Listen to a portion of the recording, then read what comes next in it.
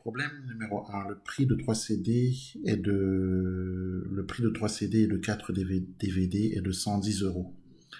Sachant que le prix d'un DVD est le double du prix d'un CD, déterminez le prix d'un CD.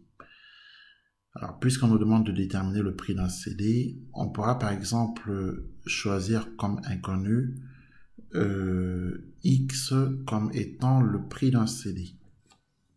Donc, on va poser que X est le prix d'un CD, autrement dit un prix qu'on ne connaît pas pour le moment. On ne sait pas pour le moment combien coûte un CD. Donc on va poser qu'un CD coûte X euros. X euros, le prix d'un CD. Pour l'instant, prix, je le rappelle, inconnu, qu'on ne connaît pas. Voilà. Sachant que le prix d'un DVD est le double du prix d'un CD, le prix d'un DVD sera donc 2X. C'est normal.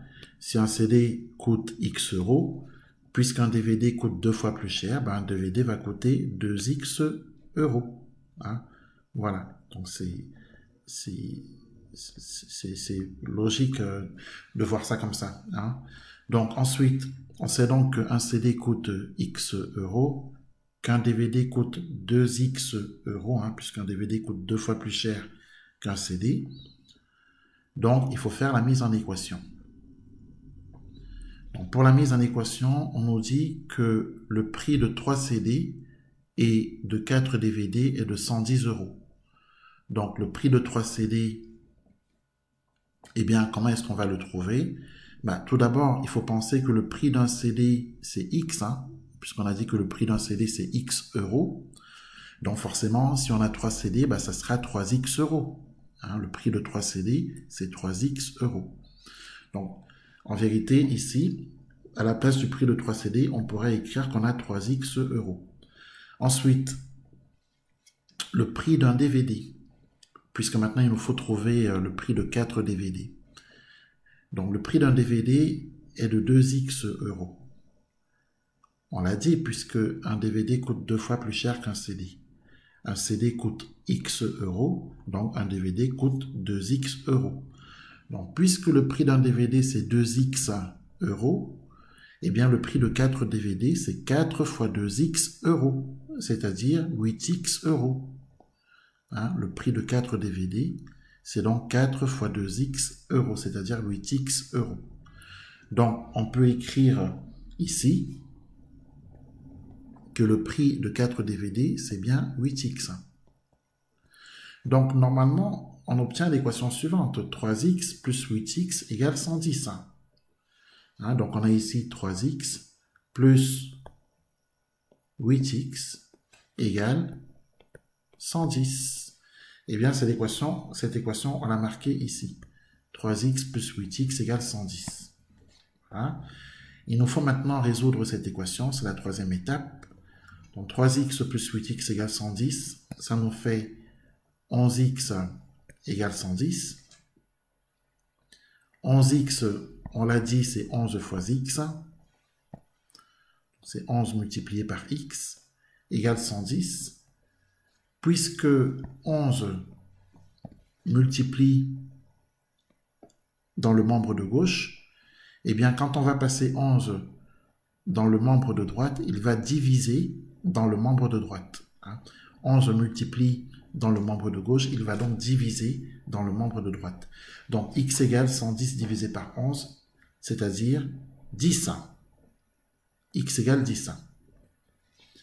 Alors maintenant, il faut faire la conclusion. Puisqu'on a posé que X est le prix d'un CD, c'est ce qu'on a posé au début de l'exercice plus haut, on avait posé que X est le prix d'un CD.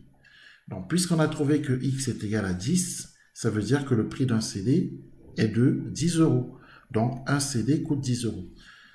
Et puisqu'un DVD coûte 2 fois plus cher qu'un CD, puisqu'on a dit qu'un DVD coûte 2 fois plus cher qu'un CD, du coup, un DVD coûte 20 euros. Voilà pour le problème numéro 1. Donc, si je résume, pour traiter un problème se rapportant à la résolution d'une équation, il faut, dans un premier temps, faire le choix de l'inconnu. choisir l'inconnu. En général, pour choisir l'inconnu, il faut regarder la question qu'on nous pose. Déterminer le prix d'un CD. Donc, on regarde dans la question, puisqu'on nous dit de déterminer le prix d'un CD, on va poser que X est le prix d'un CD. Donc, on écrira soit X le prix d'un CD. Voilà, donc on va chercher dans la question pour savoir comment on fait le choix de l'inconnu. Et ensuite, on continue.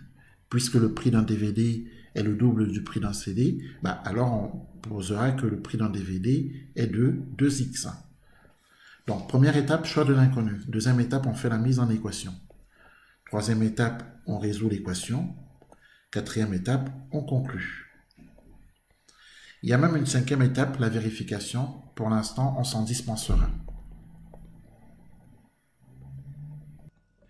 Problème numéro 2. Anaïs dit à sa sœur, tu as 4 ans de moins que moi. Mais dans 2 ans, le triple de mon âge sera égal au quadruple du tien. Déterminer l'âge de Sophie et de sa sœur. Donc ici, bien entendu, il faut faire le choix de l'inconnu. Il faut choisir l'inconnu. C'est la première étape, on choisit l'inconnu. Alors on peut par exemple poser que X est l'âge d'Anaïs. Donc on est bien d'accord que si X est l'âge d'Anaïs, puisque sa sœur a 4 ans de moins qu'elle, l'âge de sa sœur sera X moins 4. Puisque ce sera alors l'âge d'Anaïs moins 4. Deuxième étape, mise en équation.